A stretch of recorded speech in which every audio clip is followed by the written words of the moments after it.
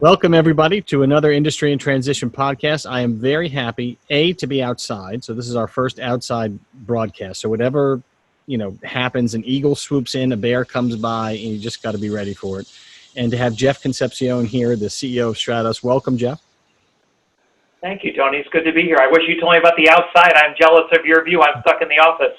I get it. But yeah, by the way, I appreciate the jacket and tie. So it's you, Jerry Lombard, Penny Pennington are I would say the best dressed guests we have. And I got to put Cheryl Penny on the bottom, who wears a T-shirt that says Dynasty on it. He's the worst dressed. So you're up there. You're up in the higher echelon. So that's good. Let me step back. I'd like you to see the slacks because I think they complement the whole outfit. So there's a whole routine going now. I like it, but it's a problem because I don't want the other guests to be getting up because who knows what's going on, with everybody else. True. You're in an actual setting. That's a plus. Well, speaking of which, you're in an office setting, and that's what we should start, talking about. We had this, I've talked to everybody about it, and everyone has met this challenge differently. February, March, I was thinking I'd be in Nantucket this summer. I wouldn't be here but that didn't happen. So how did it work for you? You've got offices all over the country. You had to have this huge, switch when, you wouldn't have done it on a bet if somebody, prior to having COVID. So how did it go? How'd you handle sort of all that initial nonsense? Yeah, there have been phases, and I think it's gone relatively well. We're really blessed to have a very large IT department. We have 8 or 9 folks. So to take, 100 plus cities and 800 plus bodies virtual over the course of a week, it was a little clunky, but I would say that we did it without a terrible amount of disruption. And in each of those locations, and again, 100 plus cities, people have handled things differently. So some are working entirely virtual. This is our headquarters that I work out of in Cleveland, Ohio, and we're probably maybe 30 to 35% occupied. So we've got this kind of floating, rotating shift with, maybe a third to 30 to 40% of folks in each department working remote versus coming in. So with normally 110 or 20 bodies, we maybe only have 30, 35 bodies here at a time. It's worked reasonably well. What do you think? We're doing a Zoom interview now. So some of the FAs are really working, with their clients, vis-a-vis Zoom and having those meetings. I think that's one of the technologies that's going to follow us post, this whole Corona stuff. And, it's not just Corona, it's the social unrest and it's the markets. We've had a lot going on. What do you think is going to follow us? What are sort of the takeaways? What are the things that you guys have done that you say, hey, this is, we didn't try this before, but this is a pretty good idea, or it's going to make us more efficient going forward? Yeah, there are a couple things. One would be sort of on the technology side and the other is on the finance side. So on the tech side, I think people have realized they can really communicate extraordinarily well, have great dialogue and great meetings, whether it's by phone or through Zoom or face-to-face meetings. I tend to avoid Zoom because with my ADD, it then exposes me to the multitasking of wanting to do 3 other things at once. So I'm not a big user, but a lot of our folks are. And I think people have found that, we have a firm that we just partnered with in Pittsburgh recently, and they said if they had known how well they'd work remotely, they would have never built this amazing new facility that they moved into this past year. So I think people are thinking differently about space. They're thinking differently about travel. Our business isn't growing any less slowly, and I've flown 20 times in the last 4 months. It probably would have been 80 or 90, literally, and I don't feel like we've missed much. So I think, my mom always used to tease me and say, why do you fly so much? She'd use the word Zoom, why can't you use Zoom or Skype or, something else for meetings? And I think we're finding we could work more efficiently. So one takeaway, I think, is that we don't really need to be in the office quite as much. We don't really need to be face-to-face, although I am a believer that kind of pressing the flesh and being face-to-face does matter at times. If you're buying a firm, if someone's looking to join your firm, there's something to be said for that personal connection. The second thing I would say is from the finance side, we did a couple workshops on building a business that can survive unstable times. And I think one of the things I'm really critical of folks in our industry is they treat this thing more like kind of a pastime than they do a business, and building up balance sheets and kind of being loaded up with cash. If you're running a private practice and you're earning $500,000, pay yourself $400,000 and leave $100 in the bank in the way of retained earnings. You do that for a handful of years, and if billings are affected, if market volatility, you've got something more sustainable. So really thinking more like business owners, I think, is another takeaway from this volatility. Yeah, I find that very interesting actually, because no, I've not really heard people address that, but I agree with you obviously that that's something we should be doing, and it's always the old problem of working in your business, not on your business, right? You're so stressed every day, and I wonder if part of this deal with the real estate, there should be some cost savings for a lot of people in our business going forward on real estate, right? Maybe you guys as well, but even some of the firms that work with you. And that cost savings can be put back in the business, with technology. And I'm not sure how well the technology shakes out necessarily, but certainly there are going to be things you're going to want to invest in rather than just bleeding this thing dry every year and hoping for some kind of change. Yeah, I think you're spot on. And, it's a question of what matters most, right? Technology can create great efficiencies, and every day we talk to advisors about efficiency. I spoke to an advisor yesterday who's out west who's thinking about an affiliation with us, and they run custom models for their clients, or custom accounts, I should say. And the notion of something so simple as block trading, when everyone, this advisor admitted, everyone has roughly 90% of the same stuff. So why would you trade 150 different families separately when you take the best of all those ideas? And it's all about efficiency, and efficiency leads to scale, to profitability. So it's just being more thoughtful about how we use technology, how we run our businesses, where we spend our dollars, because a spend somewhere takes away from a potential spend somewhere else that could be impactful. So one of the things that you're doing, I think you travel more than any CEO that I know in this business. And I have a sort of a love-hate with travel. I probably end up traveling a few months a year. We have an office in New York. I got to go sort of 1 week a month. I haven't done it lately. But you've been doing it. So you've been traveling all through this, pandemic, pressing the flesh as best you can, with safety first, right? And seeing people. How's people's morale? Only air hugs. Cubans love to hug, but it's only air hugs. So. Well, that's right. So, but what are you seeing out there just in terms of general morale with people? Because you're going from city to city. I mean, you've probably been to 20 or 50 cities this year. I don't know. Yeah, so it's kind of weird, right? I mean, every time I land, I have to kind of ask the question, what's the protocol? Do you wear masks or don't you? Because it's all different. And even in cities where they're supposed to do things, when you get into smaller towns in remote areas, sometimes they're not paying attention to the rules. And I've tried to be super, super diligent. So I don't want it to come across as sort of a disregard for safety or wellness or anything else. And I'm wearing my mask and washing my hands 100 times. But I think, generally speaking, some towns have been really, really loose. Others have been really, really strict. I've always tried to be strict just to be safe. And the travel comes out of, I would say, two things: obligation and opportunity. So the obligation piece of it is people who have joined our firm, and we've made commitments to help them succeed and grow through M&A, through tuck-ins, through strategic alliances. If I've made a promise, I feel an obligation to be there, and it gets harder to be there when it's 40 cities versus 60 versus 100 versus, I'm not sure where we are now. The other thing is opportunity. I'm really, really passionate about independence and the virtues of running a business and serving your clients right and building a successful firm.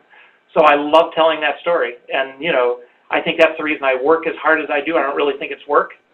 But your trips aren't only sort of glad handing. You and I were talking a little bit about this. You talk about, you try to bring up specific topics, which I think is, terrific. And one of them is succession planning, right? That's one of your babies right now, right? Just going around and sort of that's what you're talking about. So let's talk a little bit about that. I also think that this time, in our business, it creates opportunities for that. People have had a chance to sit home and think, right? And figure out what they want to do. And I think there's a ton of challenges. We don't have enough young people in the business. We're not. And on the independent side, we have a real challenge because where are we getting? Where are we training? How are we doing that? So I have a whole bunch of questions around succession planning. So just in general, what are you seeing in regards to the reception when you talk about the succession plan? Yeah, it's a great topic. So again, this goes back to that whole concept of advisor as CEO versus advisor who just sits down and does review meetings with clients. And I think when you think like a CEO, you have to think beyond the income statement. Advisors, their focal point is compensation. What's my payout? How much do I earn? But they think less about the balance sheet and building wealth. So what I try to impress upon people is likely your single greatest asset is your business. Whether you think of it that way, whether you manage it that way, whether you treat it that way or not, it's an enormous, enormous asset. So in talking about succession, if you have a beautiful home, you'd never let that go uninsured, right? And the odds of your house burning down are slim to none. You're going to die. right? God forbid it's an accident and it's untimely or it's later in life. So what are you doing to protect and ensure the value of that business? And as you know, the lion's share of advisors, it's mind-boggling how few actually have succession agreements. When you look at the lifestyle practices, I think it's something in the range of 85% of practices with 50 million in assets or less have no agreement. And the numbers aren't markedly better when you look at all practices, including the large ones. So I tell them, sign a bad agreement. Most people say, I'm not sure of the right partner, of the terms. And I say a mediocre agreement is better than no agreement. So just educating on that. And one of the things that's been nice is being identified as a thought leader. A lot of the great mutual fund and ETF companies and sometimes even the annuity companies will sponsor us to speak. So I'd say I've given 100 workshops. When I'm in a city, I try to, align it so I'll have 3 or 4 meetings before, 3 or 4 meetings after with local partners or prospective partners, and then squeeze a workshop in between because it's a great way to make new friends. We have, obviously, like we're probably on the same page as far as, why independence is a great thing. I started 2 independent firms, big fan of it. But I also think there's value in the wirehouses. And one of the things that they have that's an enormous value is a training program. And one of the things that's a real challenge on our side of business, I mean, it's an aging business. You know what I mean? A lot of guys that are men and women that are moving independent have established practices, $100 million, $200 million, $300 million in assets, and they're bringing it over. But who's gonna be the succession agent in those situations? And what are we gonna do? This is a challenge to you. You're one of the leaders in the independent movement. What do we do going forward? How are we gonna meet that challenge? Yeah, it's a great point. And by the way, the wires are a great training ground. My son actually is at Bank of America, and he's transitioning or in the process of transitioning to work with the Merrill Lynch team where he lives in Boston. They're great training grounds, and they develop great practices, and there's a lack of training and education and bringing young people into the industry. Yeah. I'm sorry, say it again? I was trained there as well, so I think okay, yeah. Great training program. So, so training is an issue, and most independent firms don't have that capacity. So fortunately for us, I think I wouldn't say that we are visionary as much as we are good listeners. So when we have 2 partners and 6 and 10 and then 20 who are bringing juniors in and struggling with how to train them up, people who could be potentially successor advisors or just great relationship and client relationship managers. So we started a training program now. It's hard to do it for 1, but it's easy to do it for 15. So we're helping to give the advisors curriculum to teach, and then we as a firm are actually doing teaching with these young folks, creating study groups, but there's a lack of talent coming into the industry. I want to mention one thing I'm really excited about. We have a partner in Virginia and in Syracuse. They're African American, and they recognize, as do you and I, that this is just a great business and a great livelihood. And there are too few minorities in the industry. So we're actually going to go out to universities, 3 or 4 of which they've picked, and put on a roadshow talking about what an incredible industry this is. We're going to find talented kids. We're going to sponsor them for the SIE and the Series 7 and see if we can help, not only with bringing young people, but more diverse young people into the industry. And that's something I'm super excited about. Well, it's a challenge. I don't know if you read the piece that I wrote about, race and inclusion and all the things we need to do, and my contention, not that we don't have to change things at the top, but the best job in the business is being an advisor. So you want to change the bottom is actually the top in our business. So if you can bring in these, but you have to support them in a way, take color, gender, everything. If you're the first time college graduate in your family or the first person, you don't have the connections that somebody else does. So how does a firm sort of get in there and really make it better for them? And you talked a little bit about advisors having to look at their business. I know you look at your business as a business, but money spent in that direction has got to help you in the future. That's got to help cement teams to the firm, right? And the more broad we get our base, the more diverse it is, the more money everyone's going to make. Yeah, there's no doubt, and it is wild. As you talked about the demographics, it's pretty mind-blowing. More CFPs over the age of 70 than there are under the age of 30. I mean, that's scary, And I honestly don't know why, and I'd love to hear your thoughts, Tony. Why aren't more young people coming into this industry? When you think about the flexibility, when you think about the equity, when you think about the income potential, it's a hell of a business. I thank God every day that I ended up doing what I do, but we don't have a lot of young talent coming in. I don't know why, and it's funny, you talk to advisors, some advisors don't want their kids in this business and others do. Others, promote, hey, I want my daughter or son to inherit the business and they bring them along. So I wish I knew the answer. I wish my kids would want to do it because I could help them. I have a lot of friends. We could, sort of go, and I have all girls, and it's a great business for women because you're your own boss. You set your own hours. You can make family time. And by the way, going to a soccer game is where you meet clients. There's no downside to it. This is a fantastic business, and I think we're just doing a bad job of. Part of it, though, is the fault of the independent space, I would say, because we're not promoting that piece enough. And it's not all, your fault. It's also the custodians that really just want to lay back and be sort of, they'll support you, but they're not out there promoting. We really ought to be on the college campuses and trying to get people into these independent movements because that's clearly the future. And, all the little pieces that you and I love, the ethos of independence, all the things that make it great. Eventually, the wires are going to have to adopt those, or it's going to be a harder time for them. But people coming into the business don't see those things. They see only the large bank, because that's the only place they can get trained, right? Or occasionally at the regional, firm. Maybe that's a little bit, better.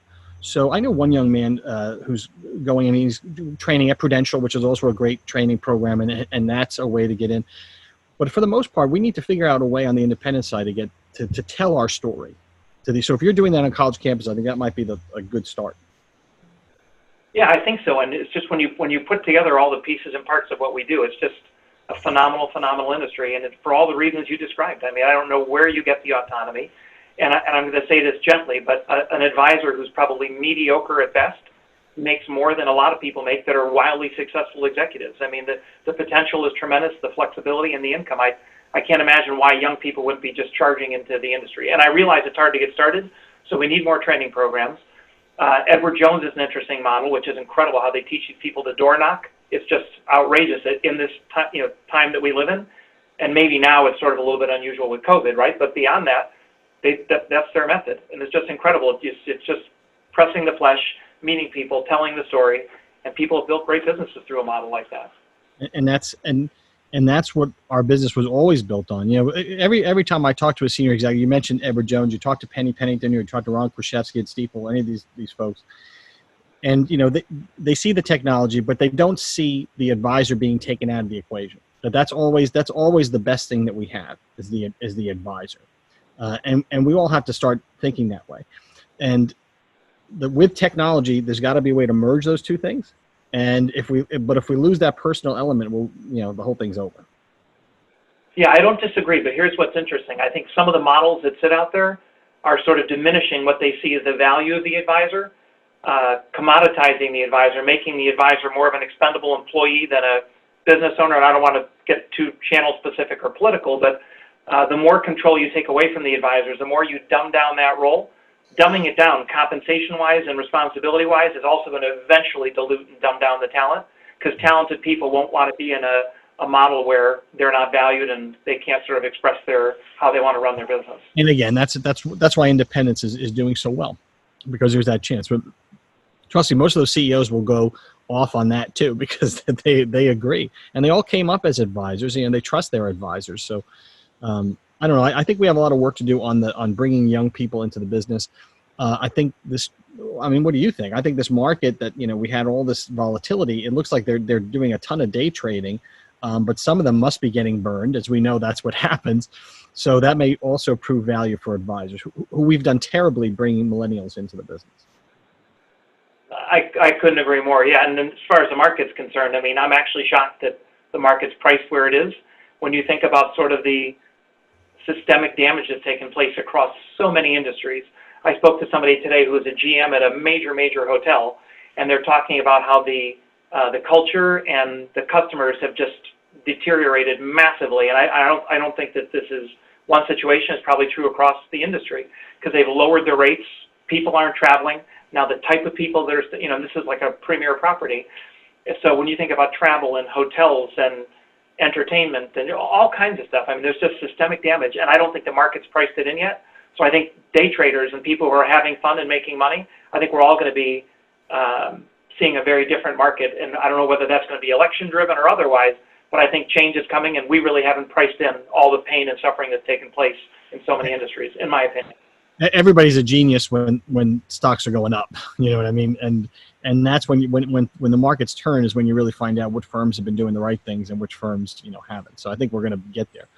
So we're in agreement on the succession stuff. What I want to do is try to keep it to 25 minutes or so, because technically somebody could listen to this if we ever start commuting again in a car. Is there anything you want to talk about that I didn't hit on? I just think on the succession thing, what I found most interesting, because I spend so much time in the trenches, is when we were out there trying to acquire practices. For every dozen meetings I had, maybe there was one opportunity. And then when we kind of flipped the story a little bit, this notion of kind of a custom bespoke, people would ask, what's your deal? And I said, we don't have a deal. What are your objectives? Being willing to buy minority stakes. In doing so, exposing people to a partner that, it's not the planned exit, it's the unplanned exit. And I've just seen, we have a big enough shop now that we've had people in their 30s, 40s, 50s, 60s, 70s pass over the last 10 years. So kind of thinking about succession in kind of a customer bespoke way, understanding what people want to accomplish. Most people are willing to take some chips off the table, and more importantly, know that they've secured the balance of that value by having a put option that, if something happens or when I'm ready, that you guys have an obligation to buy. So that's really helped us put kind of a new spin on things that's helped us be much more active and much more successful. And again, for me, it's a passion. There's so much value in these businesses. I just want people to be thoughtful about protecting that value. Like, if you love financial advisors, we couldn't. People always talk about what a pain in the neck and everything else are, but you got to love them in order to be a manager in this business and love the entrepreneurial spirit and all that. And you want them to do the right thing. And succession planning is certainly the right thing. So this ought to be a great talk that people ought to hear about. Matter of fact, we should do this again and talk more, maybe, part 2 succession, because I think it's important. So appreciate you being here. Thanks for taking the time. Thank you, buddy. Enjoy a beautiful day there. Thank you. Thank you.